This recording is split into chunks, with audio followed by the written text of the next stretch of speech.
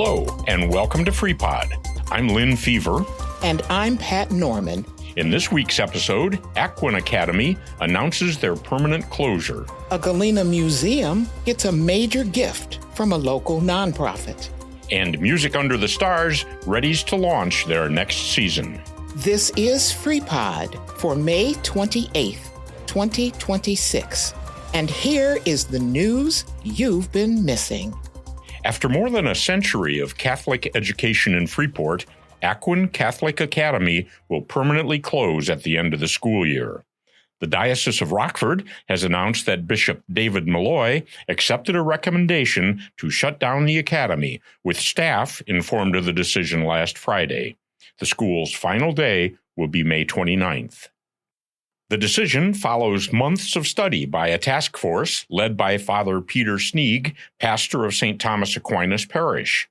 The group gathered feedback from families, faculty, alumni, parish leaders, and community members before recommending closure. The diocese says that enrollment has continued to decline, with just 39 students enrolled in kindergarten through 8th grade this year, and only about half identified as Catholic. Aquin High School has already closed in 2024 because of low enrollment and financial concerns after serving the community for more than 100 years. Diocesan officials say families wishing to continue Catholic education are encouraged to meet with their pastors to discuss tuition assistance and transportation options. A Freeport man is facing multiple drug charges following a traffic stop in Orangeville. The Stephenson County Sheriff's Office says 43-year-old Michael Griffin was arrested after deputies stopped a vehicle at a gas station near Route 26 and West High Street. Authorities say Griffin was a passenger in the vehicle when a sheriff's K-9 conducted a free air sniff and alerted deputies to the possible presence of narcotics. Investigators say deputies found approximately 7.5 grams of suspected fentanyl hidden in Griffin's waistband. He is charged with possession with intent to deliver fentanyl, possession of a controlled substance, and possession of drug paraphernalia. Griffin was booked into the Stephenson County Jail and later released under provisions of the Illinois Safety Act. The Associate Degree in Nursing program at Highland Community College has earned continuing accreditation from the Accreditation Commission for Education in Nursing, or ACEN. The program is based at Highland's campus on West Pearl City Road in Freeport. College officials say the reaccreditation confirms that the program continues meeting national standards for nursing education and workforce preparation. Dean of Nursing and Allied Health, Stephanie Iman, says the recognition reflects the dedication of faculty, staff, and clinical partners committed to preparing skilled and compassionate nurses. ACEN accreditation is designed to ensure that nursing programs maintain strong educational objectives and produce graduates ready to enter the healthcare workforce. Highland officials say the program will continue focusing on innovation, collaboration, and community partnerships in nursing education. The Shawnee-Hancock Viaduct in Freeport has officially reopened to traffic after 6 months of construction and upgrades. City officials say the project included replacement of the water main and storm sewer system, along with lowering the roadway by 3 feet to improve access for semi-trucks and emergency vehicles entering the arcade area. The viaduct project was designed to support traffic flow during the ongoing rehabilitation of the nearby Hancock Avenue Bridge, a key east side connection over the Pecatonica River. Engineers say lowering the roadway creates a permanent truck route through this area while improving long-term public safety and infrastructure reliability. City officials thanked the Helm Group and city crews for their work completing the project. Residents in Northwest Illinois living with permanent speech disabilities may qualify for free communication devices through a program offered by RAMP Disability Resources and Services. The Illinois Telecommunications Access Corporation, or ITAC, provides eligible residents in Stevenson, Winnebago, DeKalb, and Boone counties with a free iPad, cell phone, or landline phone designed to help with communication needs.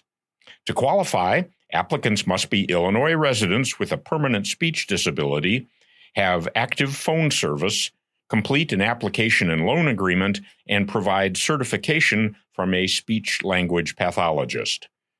The iPad package includes Wi-Fi capability, 64 gigabytes of storage, a 10.9-inch display, USB-C charging, and a protective outer box case. For more information or to apply, visit the print version of this story on our website. The Foundation for Northwest Illinois is investing $575,000 to help complete construction of the new Galena and U.S. Grant Museum. Foundation officials say the funding closes a key gap in the final phase of the $6.5 million project, which is expected to open later this summer. The new 8,500 square foot facility next to the historic Nelson Stillman House will feature interactive exhibits, a climate-controlled archival room, and space for more than 14,000 historical artifacts. The museum will also be fully ADA accessible. Foundation leaders say the project will strengthen tourism and economic development throughout Galena and Joe Davis counties, while preserving local and national history for future generations. Officials say the expanded museum is expected to significantly increase annual attendance and visitor activity in the region. Residents in Joe Davis County will notice a change in the county's emergency alert system. Beginning Wednesday, May 13th, anyone previously signed up for the Code Red emergency alert system should receive a notification from Motorola that their information has been transferred to the new RAVE 911 emergency notification system. The Joe Davis County Office of Emergency Management says that the switch to RAVE 911 will improve emergency alert coverage and strengthen communication with residents during severe weather, public safety incidents, and other emergencies. Officials are encouraging residents to review and update their user profiles once they receive the notification email to ensure that they receive the most accurate and relevant alerts. Stellantis is unveiling a new 5-year turnaround strategy aimed at boosting sales and rebuilding confidence after posting a $26 billion net loss in 2025. During an investor event in Michigan, CEO Antonio Filosa announced the company's Fast Lane 2030 plan, which includes 60 new global vehicle models by the end of the decade. In North America, Stellantis plans to introduce 11 new vehicles, including several priced under $40,000. The company says Jeep, Ram, Peugeot, and Fiat will become its core global brands. The plan also includes future production at the Belvidere assembly plant. UAW Local 1268 officials say production of the Jeep Cherokee and Jeep Compass is expected to begin there in June of 2028. The Chicago Rockford International Airport is expanding its lineup of tropical getaway destinations for early 2027. Airport officials announced the return of seasonal flights to Cancun, Mexico, and Punta Cana in the Dominican Republic, along with a new route to Liberia, Guanacaste in Costa Rica. The flights will be offered through Apple Vacations and related travel companies with both flight-only and vacation package options available. Flights to Cancun begin January 23rd, Punta Cana service starts January 24th, and the Costa Rica flights launch on February 5th. Airport officials say the added destinations respond to growing demand for convenient vacation travel from the Rockford region. The announcement follows a record year for RFD, which served more than 310,000 passengers in 2025. Illinois is on track to become the first state in the nation to specifically protect the editorial independence of journalists working at public radio and television stations that are affiliated with state colleges and universities. Lawmakers have approved House Bill 4420, which now heads to Governor J.B. Pritzker for consideration. Supporters say the measure creates a firewall between universities and public media newsrooms by preventing administrators or lawmakers from reviewing content before it airs or is published. The legislation would apply to stations like NPR Illinois and Tri-States Public Radio in Macomb. Advocates say the bill is designed to protect freedom of the press and shield public media journalists from political pressure at a time when concerns about academic and editorial independence are growing nationwide. Consumer watchdog groups are urging Illinois regulators to reject most of a proposed $220 million rate increase requested by Nicor Gas. Advocacy organizations, including the Citizens Utility Board and Illinois PIRG, say the utility's proposal relies on excessive infrastructure spending, high shareholder profit rates, and costly executive bonuses.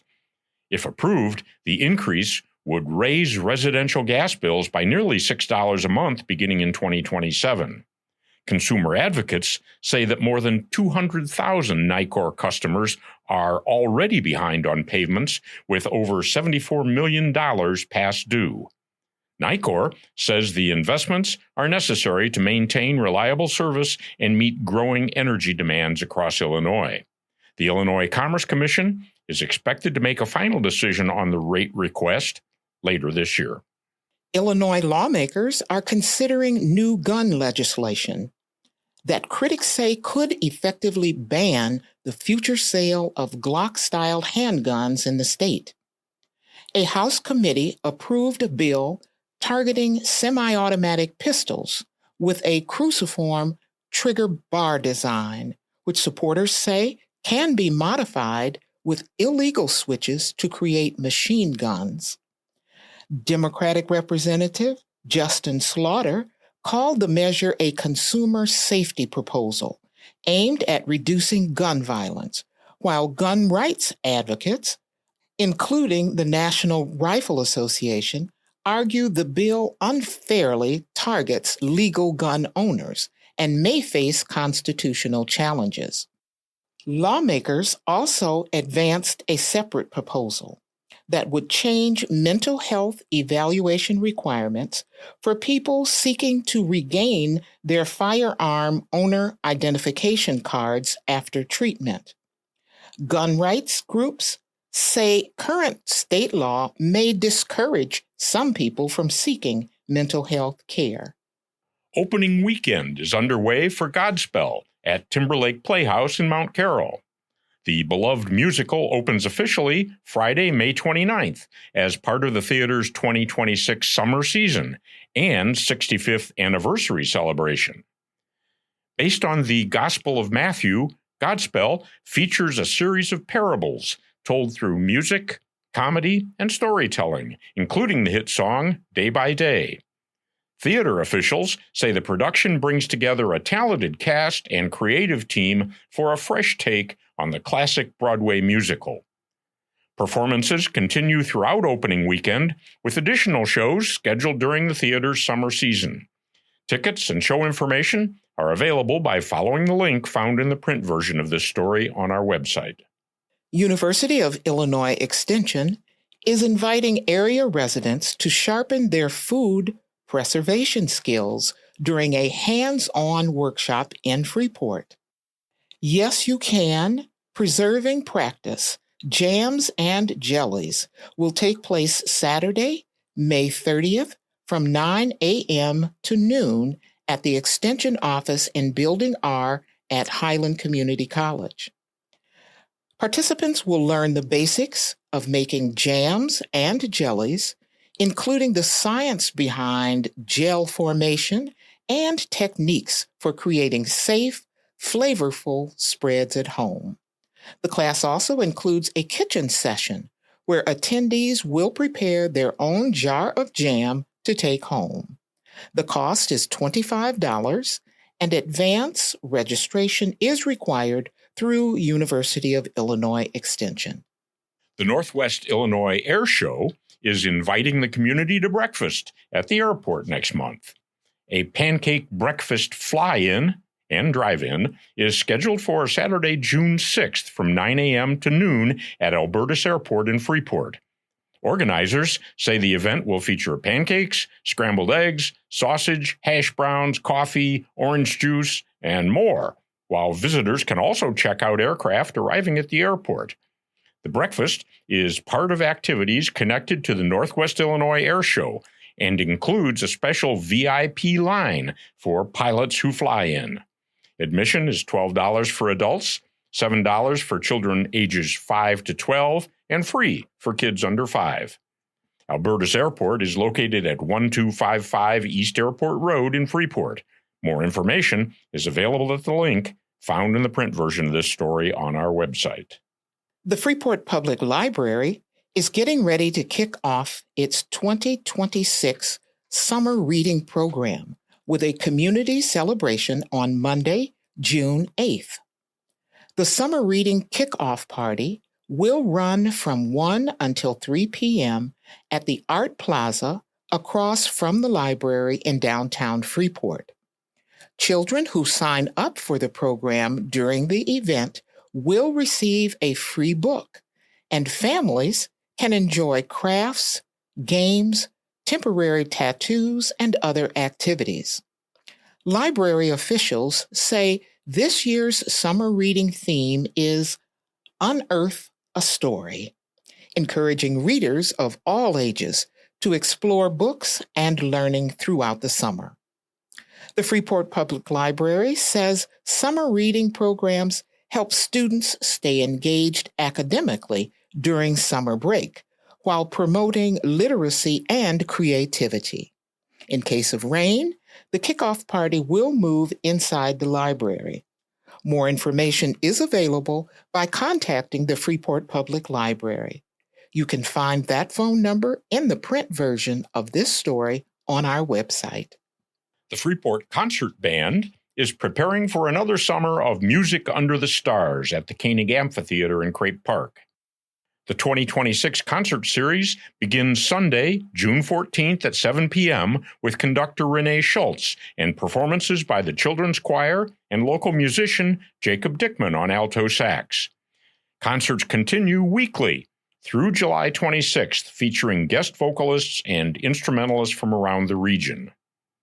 A special patriotic concert is planned for July 5th at 7 p.m., sponsored by TriStar Metals, with guest speaker Tim Connors and a performance by Battery G of the 2nd Illinois Light Artillery. Freeport Concert Band performances are free and open to the public, and attendees are encouraged to bring lawn chairs or blankets for evenings of live music in the park. Before we sign off this week, we'd like to ask all of you for something we know you have: your opinion. FreePod has been broadcasting the news you've been missing for over 2 years now, and we want to hear from you about how we're doing.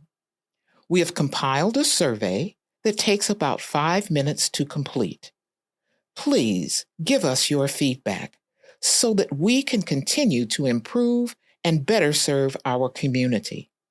We will start compiling results June 5th. So please fill out the survey before then. You can find a link to that survey in the print version of this podcast on our website. Yes, please tell us what you think about FreePod. And as we wrap up this week's show, we'd like to remind you all to listen to the past week's interview, especially if you're interested in two pretzel cities. FreePod host Tim Connors flew out to Lititz, Pennsylvania, to speak with their former mayor, Tim Snyder. The two Tims have worked together to create a sister city program built on both towns' history with pretzels. This coming Tuesday, Becky Connors shares her conversation with Farrell Labosh and Courtney Kraft from Parkview Home.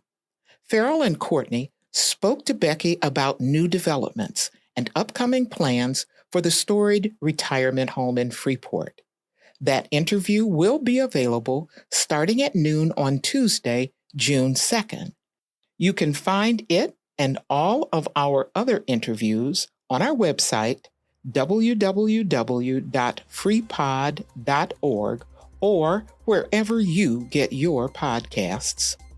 We'd like to thank our community liaisons and reporters for providing pivotal content for our program, our partners at WNIJ and DeKalb for helping to share FreePod to a larger community, and the Media Studies Department at Highland Community College for producing this podcast. As always, please like us on Facebook, subscribe on the podcast platform of your choice, and share with your friends. If you'd like to make a tax-deductible contribution to support local news content, please visit our website at www.freepod.org. This has been FreePod. Thank you for listening, and please take a few moments to complete the survey that Pat was talking about.